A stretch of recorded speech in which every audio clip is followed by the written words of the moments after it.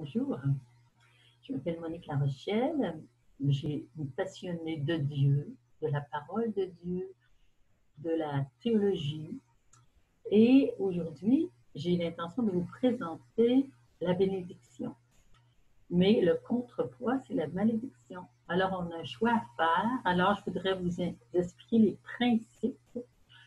Comment on peut d'abord connaître l'origine de cette bénédiction dans la parole de Dieu, dans l'Ancien Testament, dans le Nouveau Testament. Ensuite, comment on peut la perdre, la bénédiction, et la retrouver. Il y aura des paroles bibliques qui vont l'illustrer, des exemples vécus. Et ensuite, je vais me servir aussi de dessins. Alors, je commence tout de suite en vous montrant d'abord le premier dessin. Celui-ci. Alors, voyez-vous, je peux vaincre par la bénédiction. Et je suis appelée à la bénédiction. C'est ça mon origine. Je suis faite pour la bénédiction. Maintenant, je vais te montrer un autre dessin. Celui-ci, encore plus simple, qui va t'aider à comprendre. Alors, voyez-vous, la bénédiction m'est arrivée par la création. La première fois que je vois dans la Bible, je le vois dans la Genèse, ce mot bénédiction. Qu'est-ce que ça veut dire bénédiction? Hein? Béné du latin veut dire bien, diction veut dire dire. Donc, le Seigneur, il a créé toutes choses dont l'homme et la femme à son image et à sa ressemblance. Après chacune, il disait, Dieu vit que cela était bon. Alors, il a créé toutes choses bonnes. C'est une bénédiction que la création. Et quand il a fait l'homme et la femme, il a dit, voyez-vous ici, dans le dessin, Dieu les bénit et leur dit, soyez féconds, multipliez, emplissez la terre, soumettez-la. Donc, Dieu les bénit. Tout ce que Dieu voulait, c'est dire et faire du bien avec l'homme et la femme. C'est son désir profond. Alors, je dois croire par la foi de la révélation qui est venue par le peuple de Dieu, que Dieu me veut du bien. Il m'a créé dans le bien. Le livre de la Genèse, comme le livre de la sagesse, vont dire que Dieu n'a pas créé la mort. Il n'a pas voulu aucun mal. Il n'a voulu aucun mal pour l'homme. Et c'est très, très important de le comprendre. Je vais te donner un exemple de bénédiction vécue d'abord. Ensuite, on va essayer d'analyser avec la parole de Dieu. C'est un homme, c'est un prêtre qui m'a raconté cela. C'est un homme qui travaillait dans une usine, pour une compagnie en tout cas. Et puis, c'était un chrétien qui avait une femme, des enfants, tout allait bien dans sa vie. C'est un homme très talentueux et dans sa compagnie, il avait une place importante parce qu'il faisait un travail extraordinaire. Mais dans la même compagnie, il y a un autre homme qui s'est mis à le jalouser et il a monté contre lui un plan pour le détruire et le calomnier. Alors, il est venu l'accuser de choses injustes, ce qui n'était pas vrai, et les patrons ont cru l'autre homme. Il a perdu son travail, il a voulu aller chercher du travail ailleurs, et l'autre avait déjà tout détruit sa réputation dans les sortes de compagnies où il aurait pu être engagé. Alors, est-ce qu'il a été maudit? Eh non. Qu'est-ce qui se passe? Est-ce que le malheur veut dire une malédiction? Pas toujours. On pense à Job, par exemple, qui a tout perdu parce que l'ennemi a voulu tester. Il demandait, dans son histoire, il demandait à Dieu s'il pouvait tester son ami Job. Et Job a tout perdu, mais Job est resté fidèle. Alors, cet homme aussi est resté fidèle, mais il devait nourrir une famille. Comment cela va-t-il se faire? C'est que lui déjà avait des amis, et son plus grand ami, c'était le Seigneur, et la providence du Seigneur s'occupe de nous. Quand nous restons fidèles dans la foi, à croire que lui ne nous abandonne pas. Il est notre Père plein d'amour. Alors voilà que ses amis, que même des gens ont fait des démarches pour lui pour de la nourriture. Et il s'est mis à rêver de la nourriture chez lui. Et avec une telle abondance que dans les années qui ont suivi, parce que son épreuve a duré 5 ans, il a pu nourrir des pauvres qui venaient chez lui. Alors le Seigneur, dans cette épreuve-là, lui a demandé de pardonner à son ennemi. Parce que Jésus nous demande d'aimer. C'est le seul commandement que le Seigneur nous demande. C'est sa loi d'amour. Et quand on veut demeurer dans la bénédiction, le Seigneur nous demande de demeurer dans son amour. Et alors, la bénédiction va agir sur notre vie. Alors lui, il s'est vraiment pratiqué à pardonner. Il a demandé à Jésus la grâce de pardonner. Et donc, dans son cœur, il y avait le pardon. Et un événement s'est produit 5 ans plus tard, c'est que cet homme qui l'avait calomnié, qui avait brisé son travail, est venu le voir, frapper à sa porte pour lui demander de l'aide. Il lui dit, je t'ai fait beaucoup de tort, mais là je suis mal pris, j'ai besoin de nourrir ma famille, je n'ai plus de travail, est-ce que toi tu peux m'aider? C'est fort, hein, cette expérience-là. Et comme il avait pardonné, comme Jésus demande, comme il avait béni son ennemi, comme le Seigneur le demande, dans la lettre aussi de Saint Paul aux Romains, il est dit « bénissez, ne maudissez pas ». Alors donc, lui avait pratiqué la bénédiction de son ennemi en plus. Quand il est arrivé à sa porte, il était prêt à l'accueillir et à l'aider. Voilà la victoire de Dieu dans nos vies. Vaincre par la bénédiction, ça veut dire que je pardonne comme le Seigneur a fait sur la croix et je bénis parce que c'est par la croix que je vais apporter la bénédiction sur les autres, sur mes amis, sur ma famille, sur mon pays, sur ma paroisse, sur ma ville. Alors, je suis un être de bénédiction par le Christ Jésus. On va voir maintenant les étapes de la bénédiction. Dans le dessin, on va essayer de comprendre ces étapes. Voyez-vous, comment elle est entrée dans le monde, la bénédiction, c'est par la création. C'était la première étape. Mais comment on a perdu la bénédiction? Parce que si on était demeuré dans la bénédiction, tout aurait continué à aller très, très bien. Mais il y a eu un ennemi qui s'est présenté. Cet ennemi-là, le voilà, il est bien caché dans l'arbre, c'est un serpent. Dans la parole de Dieu, dans la Bible de Jérusalem, on dit que le serpent, c'est l'adversaire, c'est le diable. Le diable, ça veut dire diabolos, qui veut dire diviseur. C'est aussi le menteur, c'est comme ça qu'on l'appelle dans la Bible. Il va toujours mettre dans nos têtes des idées de doute sur Dieu. Alors lui, il va entrer en communication avec Ève, qui regardait un bel arbre, hein, l'arbre qui portait des beaux fruits. Et c'était Dieu qui avait créé ce bel arbre-là. Mais le serpent voulait tromper l'homme et la femme parce qu'il voulait les éloigner de Dieu, il voulait les éloigner du bonheur, il voulait les éloigner parce qu'il était jaloux. Lui, il s'était séparé de Dieu à l'origine. Il voulait être comme Dieu. Alors, son truc, c'est toujours de venir dire à l'homme et la femme, et à nous aussi, chacun de nous, tu peux être comme un Dieu, tu peux être tout puissant, tu peux savoir toutes choses, tu peux contrôler, dominer toutes choses. Voyez-vous, les pièges. Regarde comme ce fruit a l'air bon. Tu peux avoir du plaisir avec tout cela. Mais le problème, c'est que Dieu avait dit à l'homme et la femme à l'origine, ne touche pas à ce fruit-là, parce que tu pourrais perdre, tu pourrais goûter à la mort dans ton être. C'est que Dieu nous a créés pour l'immortalité. De nature, nous sommes mortels, mais il voulait nous faire passer de la mort, de la vie mortelle sur la terre à la vie immortelle par grâce. Nous l'avions par grâce de création. Mais comme la femme et l'homme sont entrés dans le doute sur Dieu. Parce que lui, il a dit, c'est pas vrai que Dieu vous aime, c'est pas vrai que Dieu vous veut du bien.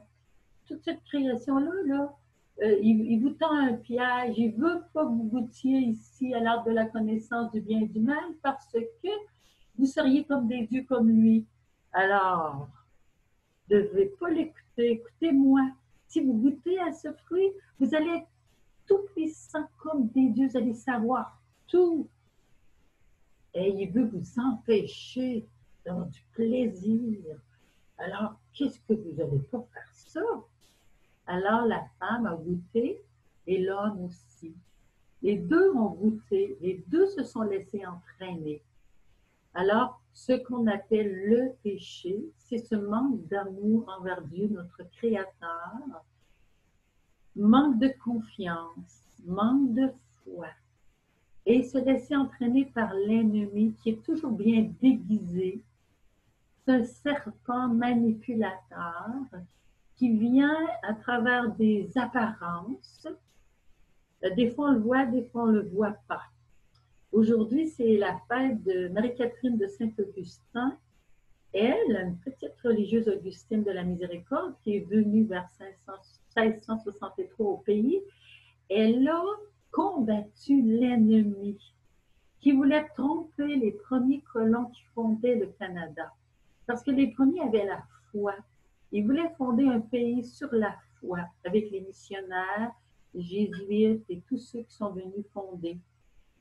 Certains des gouverneurs aussi avaient une foi importante et le roi Louis XIV voulait que ce soit un établissement catholique qui se fasse au Québec, qu'on prenne soin des Autochtones, qu'on leur transmette la foi. Alors, donc, Marie-Catherine de Saint-Augustin, elle contenait en elle les démons pour les empêcher d'aller tromper les colons, les soldats qui venaient se battre, les gouverneurs, etc. Elle s'est battue, puis elle était une petite fille de rien du tout. Hein, elle avait, quand elle est arrivée, 16 ans. Et le Seigneur lui a confié une mission héroïque, un peu comme Padre Pio, qui lui aussi s'est fait battre par l'ennemi. Et pendant 50 ans, il a vécu une grande souffrance avec Jésus pour justement empêcher l'ennemi de nous tromper.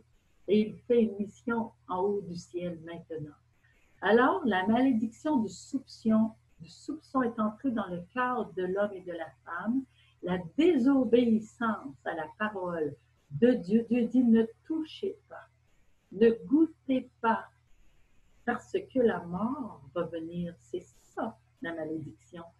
C'est que tu vas entrer dans une espèce d'état intérieur qui va te couper de Dieu parce que tu vas avoir rejeté sa parole. Tu vas avoir rejeté son amour et sa confiance. Alors, la malédiction, donc, est entrée. Et voilà que l'homme et la femme sont sortis de cet état paradisiaque. On parle du paradis. C'était un état de communion avec Dieu, de paix et de joie. Ils étaient dans le royaume de Dieu intérieurement. Ils vivaient une très belle harmonie intérieurement. Et aussi entre l'homme et la femme, entre l'homme et la création, parce qu'ils avaient une communion avec les animaux, les plantes, parce que Dieu leur avait donné dans sa bénédiction de dominer sur toute la création, pas pour la sujettir sous un pouvoir écrasant, mais pour l'harmoniser, en prendre soin comme le gérant de la création. C'était l'homme et la femme qui devaient faire ce travail. C'était une bénédiction sur eux. Et Dieu voulait aussi qu'ils aient beaucoup d'enfants. C'était aussi une bénédiction. Parce que l'homme et la femme, quand ils s'aiment, ils veulent donner la vie, cette vie en abondance qu'ils ont dans leur cœur, qui est l'amour. Un amour extraordinaire qui fait qu'ils veulent donner la vie. C'était une bénédiction. Dieu avait dit, faisons l'homme et la femme à notre image comme notre ressemblance, qu'ils se multiplient. Donc Dieu est fécond et il nous a donné aussi d'être fécond. Dieu, lui, travaille toujours et avait donné à l'homme et la femme de travailler pour une fécondité sur toute la terre et de la remplir d'enfants et que toute la terre soit peuplée dans l'amour, la paix et la joie. Et là, c'était le contraire qui arrivait. C'était vraiment un désastre pour l'homme et la femme. Alors, vous allez pouvoir voir ces paroles dans la Genèse, au chapitre 1 à 3, comment la malédiction est entrée. Et c'est la première fois qu'on voit le mot maudit, c'est dans le livre de la Genèse. Alors, il y avait Dieu dit au serpent, parce que tu as fait cela, écoutez bien, parce que tu as fait cela, tu marcheras sur ton ventre et tu mangeras de la terre tous les jours de ta vie. Je mettrai une hostilité entre toi et la femme, entre son lignage et le sien, et elle t'écrasera la tête. Le lignage, c'est Jésus, hein? Et elle t'écrasera la tête et tu l'atteindras au talon. Donc, tu auras un pouvoir de l'atteindre, de lui faire du mal. À la femme, etc. Alors donc, la malédiction va commencer à agir sur toute la terre. On va voir la difficulté à la terre de produire. L'homme va travailler avec difficulté, la femme va enfanter dans la souffrance. Et ils vont devoir sortir du paradis, pour non plus atteindre à l'arbre de vie. Ça veut dire qu'ils ne sont plus capables par eux-mêmes d'être immortels. Ils vont mourir. Ils vont mourir d'une mort terrestre, souffrante, angoissante, et aussi vont mourir d'une mort spirituelle et que Dieu, par son Fils, va racheter. Alors ça, c'est la première étape et nous retournons de nouveau à notre dessin. Ici, le plus simple. Voilà. Je retourne ici. Plutôt comme ça. Voilà. Alors donc, Dieu a béni Abraham. Le Seigneur ne voulait pas que nous demeurions dans la souffrance et dans la malédiction. Dieu bénit Abraham, il a cru, comme dit Saint Paul, Romains 4, et dans la Genèse au chapitre 12, au chapitre 15, on voit la bénédiction d'Abraham au chapitre 4 de la lettre aux Romains qui nous explique aussi qu'est-ce que ça veut dire. Donc, je vous reviens avec notre cher Abraham, ici. Abraham crut, c'est ce qui est important de comprendre. Il ouvre son cœur et ses mains et ses bras à Dieu. Donc, lui, il renonce au soupçon pour entrer dans la foi. Il crut à la parole qui lui a été dite. Je vous la lis, cette parole, parce que c'est très important, elle nous est dite à chacun de nous. Abraham, quitte ton pays, ta parenté, la maison de ton père pour le pays que je t'indiquerai. C'est que Abraham, il est encore sous la malédiction parce que dans ces peuplades-là, les nations qui ont peuplé la terre après Abraham, après Ève et Adam, les premiers hommes et femmes, ils ont adoré des idoles inspirées par l'ennemi. C'est lui qui contrôlait la terre. Jésus va dire, c'est le prince de ce monde. Alors, le Seigneur voulait faire sortir l'homme et la femme de la malédiction de l'ennemi, de sa domination, de ses mensonges, de ses tromperies. Alors, il a choisi un homme pour l'arracher à ce royaume de ténèbres, de désobéissance à Dieu, de rejet de Dieu, inconscient pour les premières nations, mais conscient par le premier homme et la première femme. Le premier homme et la première femme ont continué de transmettre une foi qu'ils ont gardée, mais qui s'est perdue au long des âges. Alors, c'est pourquoi Abraham a été suscité de toutes les nations de la terre. Dieu a choisi cet homme. Il lui a dit, quitte ton pays. Ça veut dire, quitte la maison où on adore les idoles. Ton père qui se construit des idoles avec ton frère. Quitte tout cela. Va dans le pays que je te montrerai. Le Seigneur veut lui donner un pays où coule le lait et le miel. Un pays où il va le bénir de nouveau.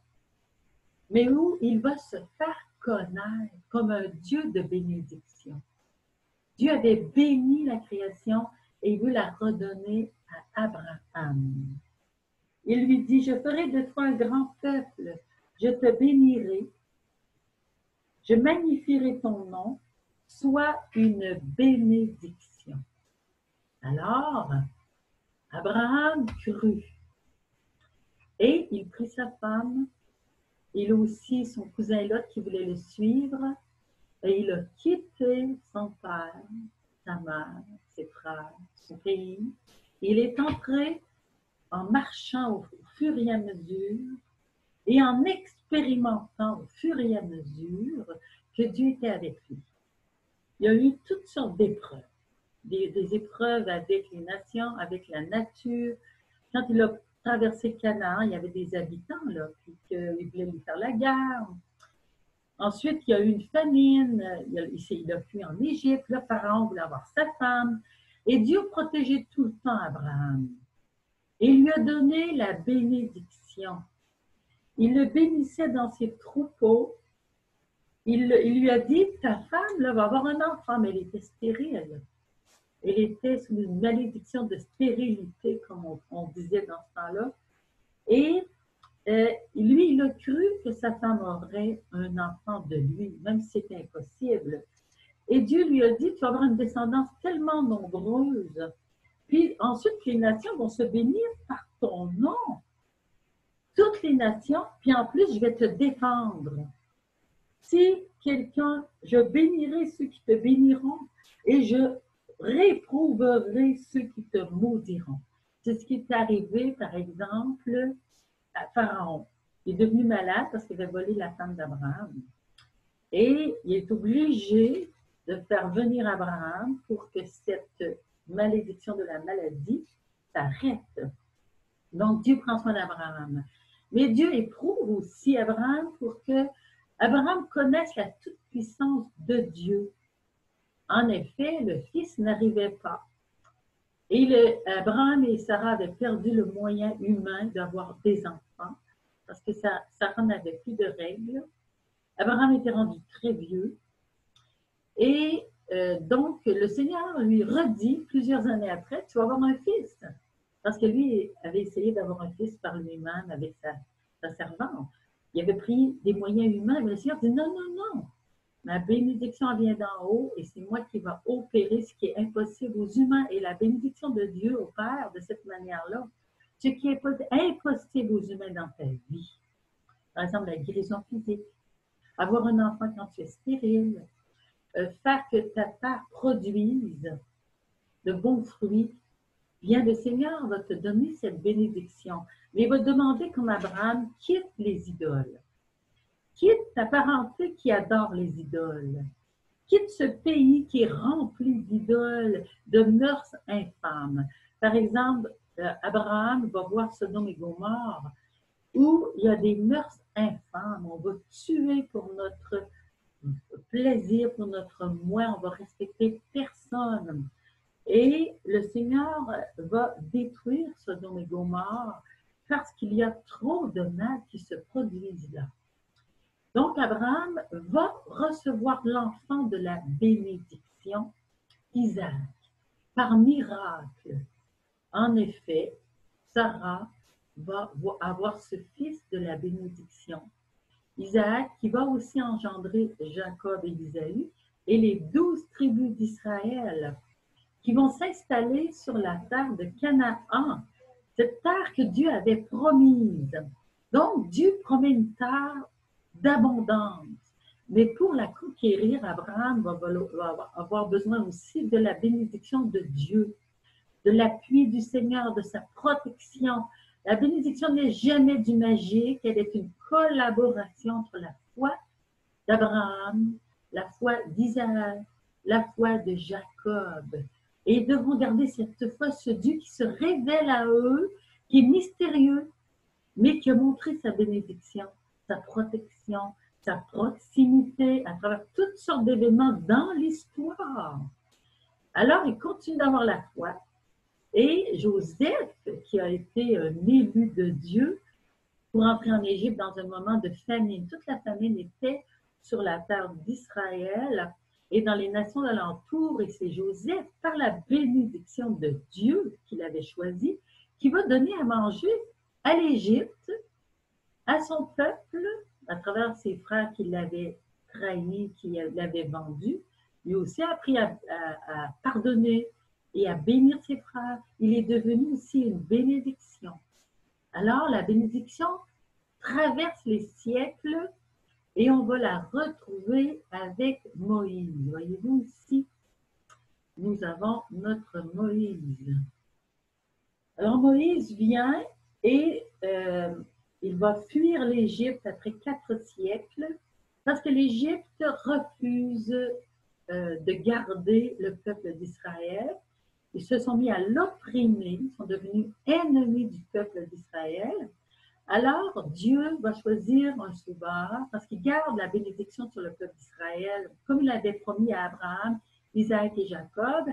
Et là, Moïse, un qui a été sauvé des eaux, qui est devenu instruit par l'Égypte parce qu'il a été protégé par la fille de Pharaon, va devoir se sauver et devenir habile au désert. Et par la puissance de Dieu, va faire sortir le peuple d'Israël, qui est toujours sous la bénédiction de Dieu, et il va recevoir la loi. Ça, c'est très important de comprendre la bénédiction de la loi. Je vous reviens avec un autre dessin ici. Voyez-vous, il y a la malédiction de la loi et la bénédiction de la loi. Ça, c'est un principe qu'on a de la difficulté à comprendre, mais qui est bien expliqué dans le chapitre 28 du Deutéronome. Pour notre vie personnelle, nous avons la loi du Christ. La seule loi du Christ, c'est aimez-vous les autres comme moi je vous ai aimé. Et demeurez dans mon amour. Si vous demeurez dans mon amour, mon Père viendra. Nous habiterons chez vous. Nous allons vous faire demeurer dans ma bénédiction. Alors, comment est-ce qu'on fait dans l'Ancien Testament pour demeurer dans la loi, pour vivre la loi et garder la bénédiction? La loi de Dieu, à ce moment-là, on parle des 10 paroles, les 10 commandements de Dieu. Alors, on va les retrouver dans le Deutéronome au chapitre 21 et on va les retrouver dans le Deutéronome aussi, au chapitre 20, dans l'Exode aussi, les commandements de Dieu. Deutéronome 28, voilà, ça c'est la bénédiction. Ensuite, dans la malédiction de la loi. Là, je pars surtout ici dans le dessin de la malédiction de la bénédiction, mais c'est important de comprendre que la loi nous a été donnée et qu'elle nous est, on peut les lire dans l'Exode et dans le Deutéronome. Et le Seigneur va dire, donc, si toi tu obéis vraiment à la voix du Seigneur ton Dieu, en gardant et pratiquant tous ces commandements que je te prescris aujourd'hui, le Seigneur ton Dieu t'élèvera au-dessus de toutes les nations de la terre. Toutes les bénédictions que voici t'adviendront et t'atteindront, car tu auras obéi à la voix de Yahvé. Voyez-vous? Obéir, écouter. Obéir, ça vient du mot écouter en latin. J'ouvre mon oreille, je laisse descendre la parole dans mon cœur et je fais ce qui m'est demandé de par le Seigneur. Ça va avec le premier homme et la première femme qui n'ont pas écouté la voix du Seigneur et que, à travers les siècles, on avait perdu la parole de Dieu qui avait été dite dans le cœur des premiers créés par Dieu. Parce qu'elle est inscrite dans nos cœurs, cette loi d'amour. Hein? Tu aimeras le Seigneur ton Dieu de tout ton cœur, tu aimeras ton prochain, tu ne le voleras pas, tu ne feras pas l'adultère, tu respecteras ses biens, tu respecteras sa femme, tu ne mentiras pas, tu ne feras pas de faux témoignages, tu ne jalouseras pas. Voyez-vous, c'est ces commandements-là que le Seigneur veut nous faire voir et vivre et qui vont nous apporter la bénédiction. Ceux qui mentent, ceux qui ont décidé de faire du tort à leur prochain, vont donc recevoir un malheur. Voici ce qui arrivera. Si, mais si tu n'obéis pas à la voix du Seigneur ton Dieu, ne gardant pas ses commandements et ses lois que je te prescris aujourd'hui, toutes les malédictions que voici t'adviendront et t'atteindront. Donc, dans ma chair, dans ma famille, dans mon cœur, il y aura une malédiction. Je te dis dans le Deutéronome au chapitre 28, les bénédictions, seulement un petit bout, tu pourras aller voir après. Donc, je me montre un petit peu. Béni seras-tu à la ville et béni seras-tu à la campagne. Autrement dit, le Seigneur va être avec toi et va toujours te vouloir du bien. Bénis seront le fruit de tes entrailles, c'est-à-dire tes enfants, le produit de ton sol, tout ce que tu vas produire sera béni, le produit de ton bétail, la portée de tes vaches et le croix de tes brebis. Si toi tu demeures avec le Seigneur, la bénédiction va courir après toi. Les bienfaits vont courir après toi. Mais comment?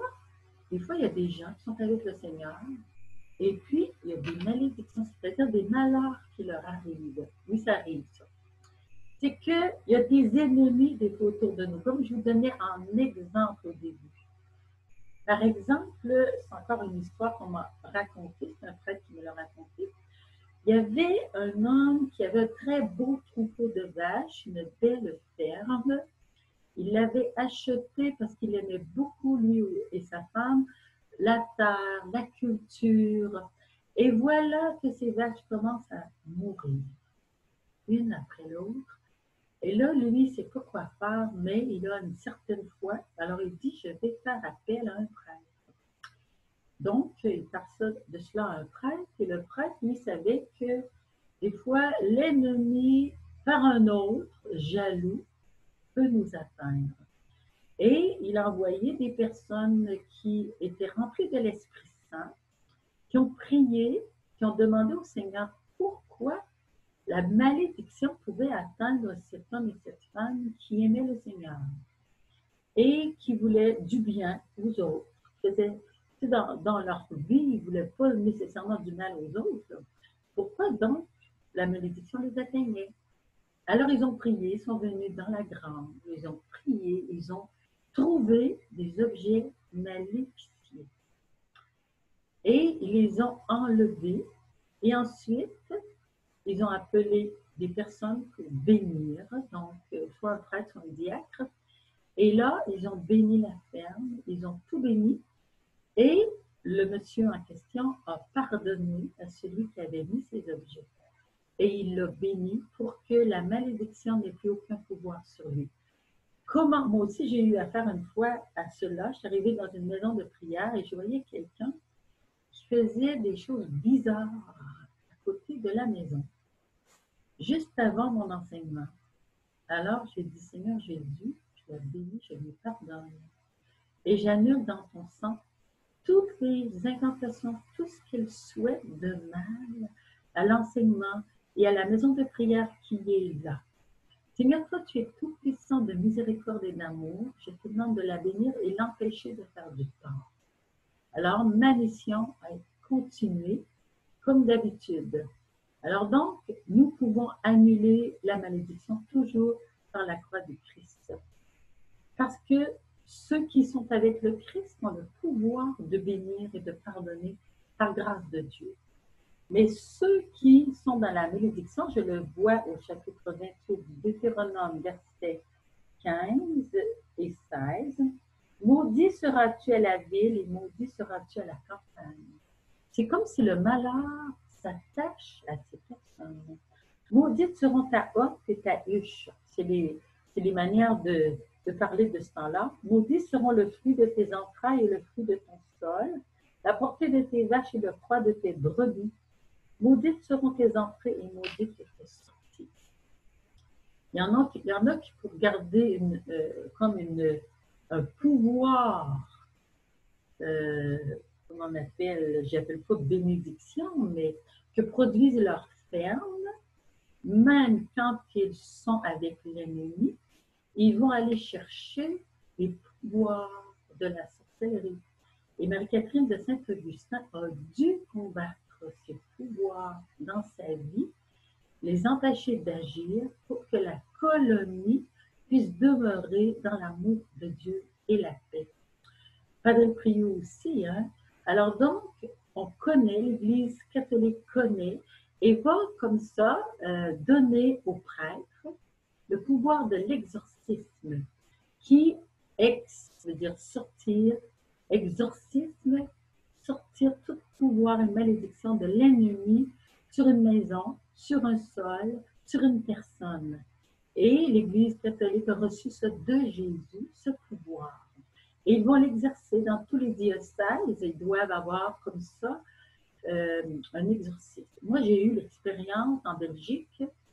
Il y a une femme qui est venue nous voir et elle était vraiment tout à fait désolée car elle faisait le ménage de sa maison et elle a trouvé des objets dans une chambre. Elle voulait d'emménager dans un nouvel appartement et elle a jeté un œuf dans la cour, elle a jeté des objets et tout de suite après, il est apparu des esprits, des fantômes.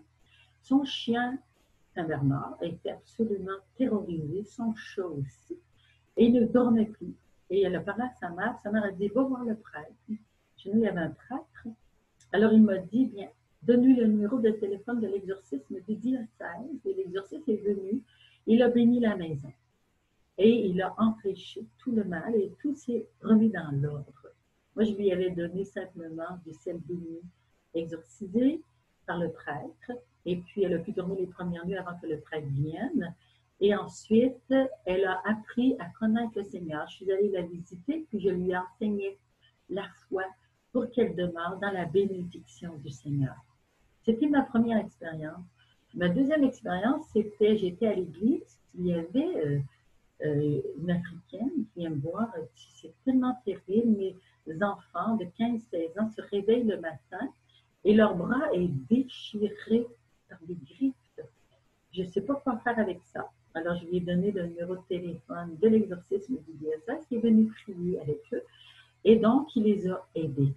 Donc, l'Église catholique nous donne les moyens de se défendre contre ceux qui veulent nous faire vivre une malédiction alors que nous sommes sous la bénédiction de Jésus parce que nous croyons en lui, parce que nous essayons de demeurer dans son amour. Ça ne veut pas dire qu'on est parfait, mais quand on pêche, quand on laisse entrer le péché dans nos vies, bien là, on demande pardon, Seigneur Jésus. Comme disait Saint Pierre, repentez-vous de votre péché et vous recevrez l'Esprit Saint, vous recevez la grâce de continuer de demeurer dans l'amour.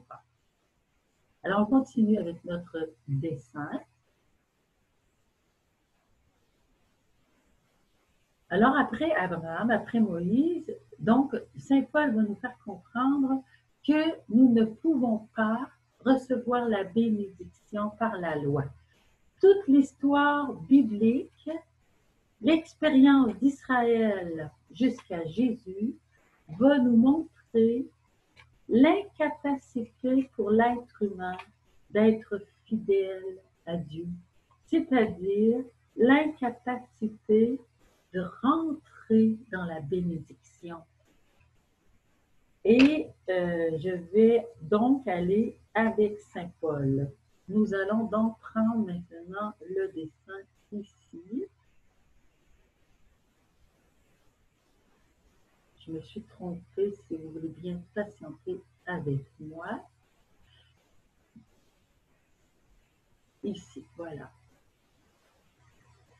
Alors, l'homme et la femme, avec Moïse, même si Moïse avait reçu la connaissance de la loi, comment faire pour être fidèle au Seigneur? Toute l'histoire d'Israël nous montre que sa fidélité était bien éphémère et passagère. Le Seigneur a envoyé des juges pour les aider à revenir à lui. Il a envoyé les prophètes pour sans cesse leur redire la loi du Christ qui est manifestée dans la loi de Moïse. Mais les hommes et femmes n'étaient pas capables d'être fidèles à la loi. Même quand Moïse a reçu les tables de la loi, quand il est redescendu de la montagne, voilà que déjà, il s'était construit un veau en or, une idole, et qui s'était mis à l'adorer. Parce que pour l'être humain, c'était très difficile de rester fidèle à un Dieu qu'il ne voyait pas. Il n'avait pas beaucoup de capacité d'adorer quelqu'un qu'il ne voyait pas. Alors le Seigneur a envoyé son Fils. Et c'est ce qui est extraordinaire. Il a donné son Fils qui a pris la malédiction de la loi sur lui pour nous obtenir la bénédiction. C'est Saint Paul qui nous explique ce grand mystère dans la lettre aux Galates. Nous autres, les chrétiens d'aujourd'hui, on a de la difficulté à comprendre ces notions-là. Pourtant, à Moïse, le Seigneur avait dit, au chapitre 34 de l'Exode, vont être bénis ceux qui sont fidèles à moi et leurs descendants vont être bénis. Mais ceux qui sont infidèles, même leurs descendants seront maudits, c'est-à-dire ils auront leur descendance vont être atteintes par une malédiction. Alors, comment échapper à cette malédiction de la loi? Parce que la loi est bonne. Aimer les autres, les respecter, c'est bon, ça. Mais quand on n'est pas capable de le faire, parce que le péché est entré dans nos membres, nous faisons ce que nous ne voulons pas. Et même Paul, au chapitre 7 de la lettre aux Romains, va nous expliquer que lui-même vit un combat. Il dit, moi, je veux faire le bien, mais je fais le mal. Parce que le mal est rentré dans mes membres, dans les membres de mon corps. Et il va supplier le Seigneur, libère-moi de l'écharpe qui est dans ma chair. Parce que comment je vais pouvoir m'en sortir? Comment je vais pouvoir rester fidèle à toi, à ton amour? Et le Seigneur Jésus va lui répondre, ma grâce te suffit. Même contre l'ennemi qui vient nous tenter, la grâce du Seigneur va suffire. Parce que Jésus, qu'est-ce qu'il a fait sur la croix? Je vous lis la lettre aux Galates. Le juste vivra par la foi dans le Christ Jésus, parce que c'est en pratiquant les préceptes de la loi que l'homme va vivre par eux. Je ne peux pas vivre par la loi. Si j'essaie de vivre par la loi, je vais devenir sec comme un tesson. Non, je vis par le Christ Jésus, par son amour, par une personne. Je vis par une personne. C'est ça la foi. Je mets ma confiance dans le Christ Jésus. Parce que, dit Saint Paul, le Christ nous a rachetés de cette malédiction de la loi, devenu lui-même malédiction pour nous. Dernièrement, je lisais Adrienne von Speyer qui expliquait comment, sur la croix, le Christ criait « Père, pourquoi m'as-tu abandonné ?» Le Christ Jésus, dans la foi de notre credo, nous dit qu'après sa mort, il est descendu aux enfers. Et son cri nous indique qu'il a été abandonné par le Père. Pourtant, le Christ Jésus a gardé sa confiance au Père en disant « Père, je remets ma vie, mon souffle entre tes mains. » Alors, il y a un grand mystère qui se produit au moment de la mort de Jésus, de sa croix. Lui, Jésus, à son baptême, il avait déjà décidé avec le Père qui prendrait tous les péchés du monde sur sa croix. Tout le mal que chacun de nous avons fait aux autres et à nous-mêmes et sur la terre, Jésus l'a pris sur sa croix.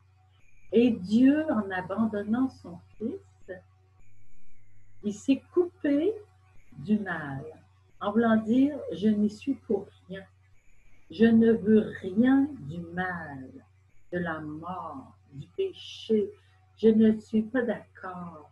Je ne fais pas d'alliance avec le mal. Le mal vient du démon. Et c'est ce que nous explique le livre de la sagesse. Hein, ça, c'est tellement important de le lire. Dieu a créé l'homme pour l'incorruptibilité. Il en a fait une image de sa propre nature.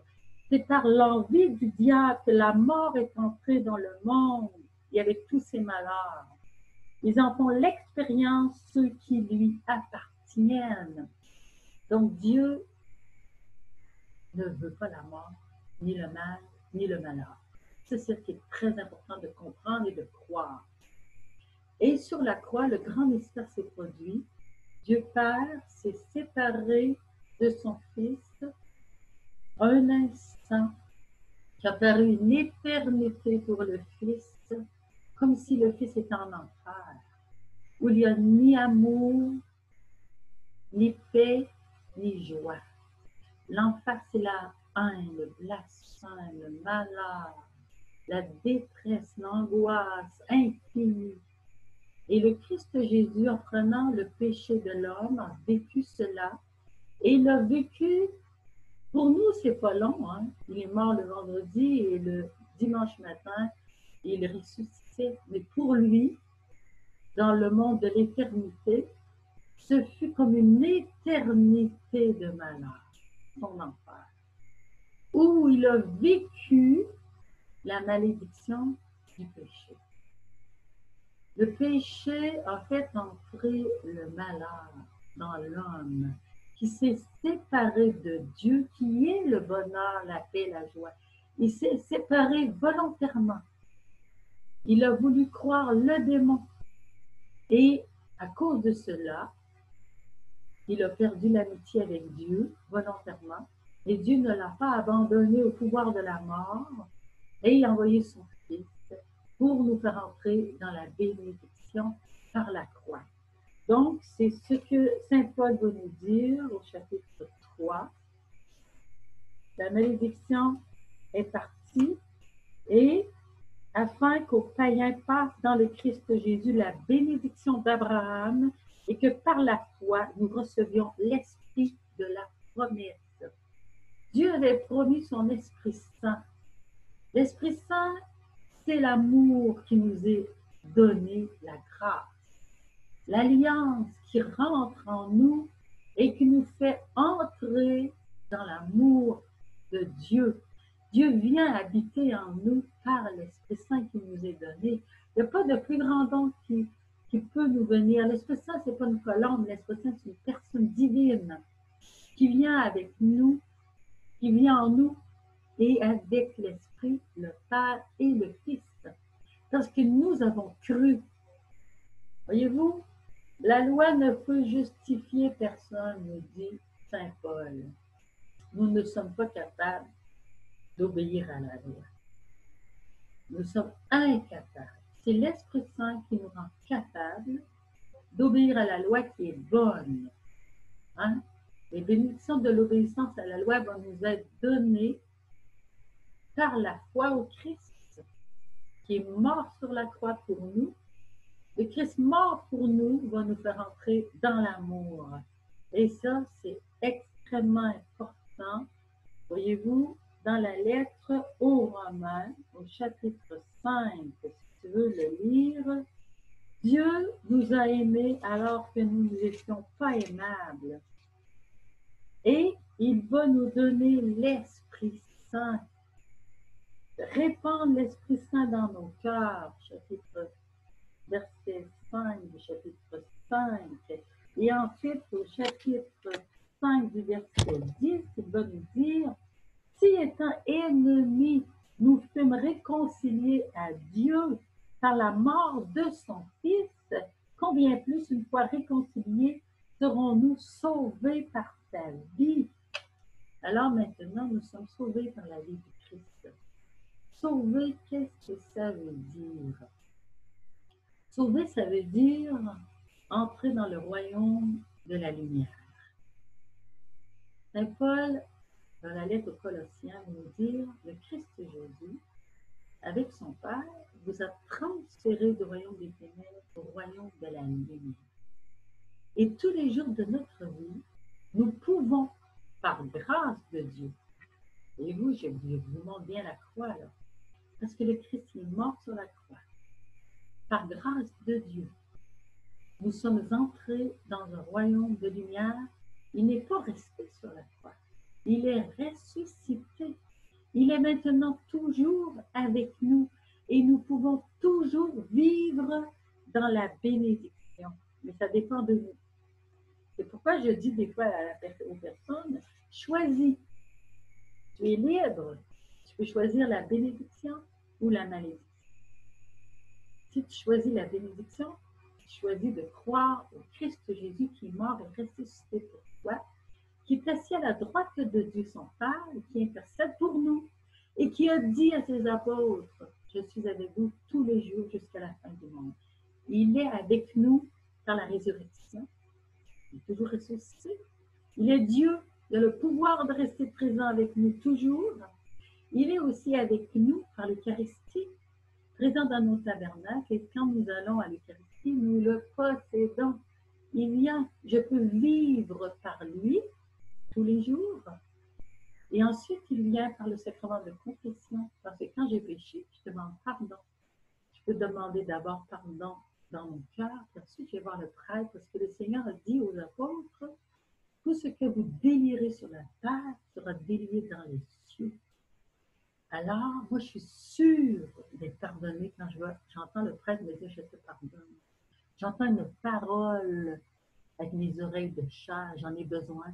Il y a un prêtre qui m'a raconté un jour qu'il était allé à un congrès œcuménique, puis il y avait un pasteur qui lui a dit, toi, tu es prêtre et tu peux confesser. J'aimerais me confesser. Il dit, mais tu es un pasteur, toi, tu ne pratiques pas le sacrement du pardon. Oui, mais dis-moi, il y a un péché qui me revient toujours et ça fait mon malheur. J'en souffre, j'ai besoin d'entendre une parole où Dieu me dit, je te pardonne. Alors, le prêtre catholique a écouté sa confession et il l'a pardonné. Et ce prêtre, c'est-à-dire ce pasteur, a pu donc expérimenter une paix profonde. Moi, j'ai souvent expérimenté une paix profonde après le sacrement du pardon. Donc, la bénédiction qui rentrait de nouveau dans mon cœur. Donc, je choisis d'habiter la paix, choisis d'habiter la joie. Le Seigneur a dit, je suis venu pour que vous ayez la joie en abondance. Moi, j'ai expérimenté dans ma vie de devoir me battre contre un esprit de dépression. C'est un peu dans notre famille. Et il y avait une racine là de dépression. Un jour, une femme a dit, tu n'es pas obligé de vivre la dépression, toi. Le Seigneur Jésus il est là. Rejette la dépression. Retire-toi de ce malheur. Alors, je me suis coupée au nom de Jésus de toute malédiction de dépression. J'ai dit au Seigneur, maintenant, je rejette toute tentation de cet esprit de dépression, de tristesse, de découragement, d'angoisse, de désespoir. Et je te demande, Seigneur Jésus, de venir guérir la racine en moi. Toute racine d'amertume. Jésus, viens m'aider à pardonner. Pardonner ceux qui m'ont fait de la peine. Que le pardon rentre jusqu'à la racine. Je veux renoncer à toute agressivité, toute amertume, toute parole méchante. Je veux que ta bénédiction entre en moi par la charité, par la bonté. Voyez-vous, je devais faire une alliance avec la charité aussi pour recevoir une bénédiction de joie totale et de paix tout le temps. C'est sa volonté. Donc, entrer dans une union de volonté avec l'amour du Seigneur. Il dit, demeurer dans mon amour. J'ai à choisir tous les jours. Si quelqu'un me fait de la peine, j'ai à pardonner. J'ai à bénir pour toujours hériter de la bénédiction. Je vous relis Saint Paul au chapitre 12, verset 14.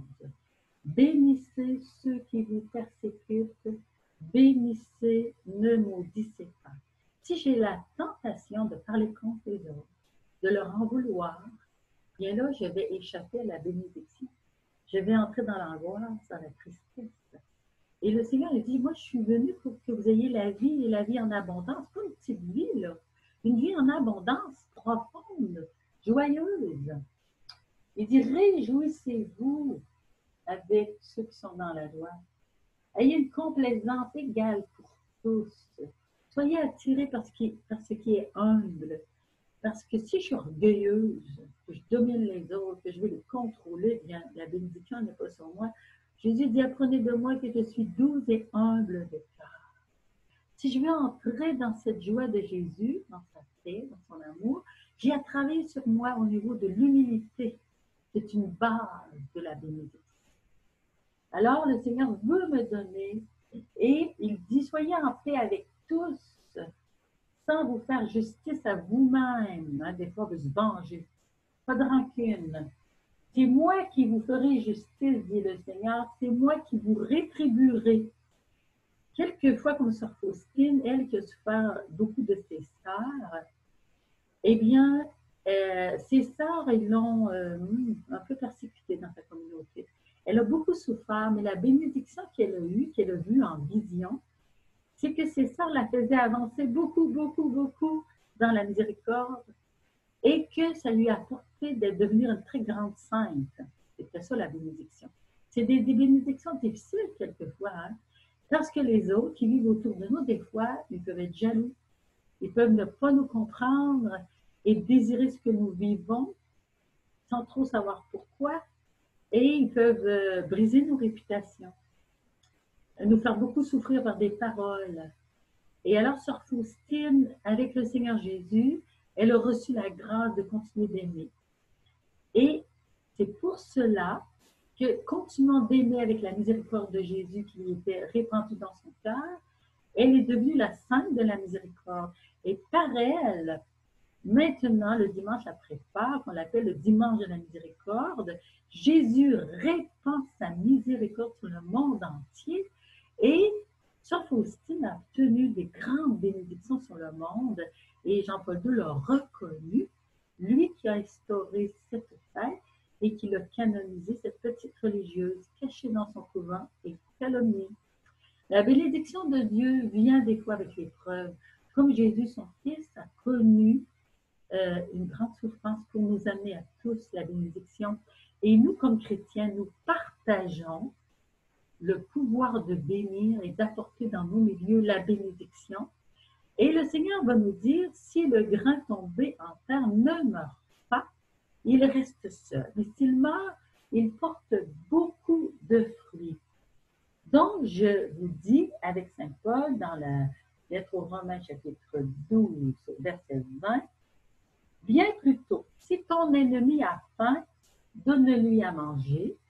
Si a soif, donne-lui à boire.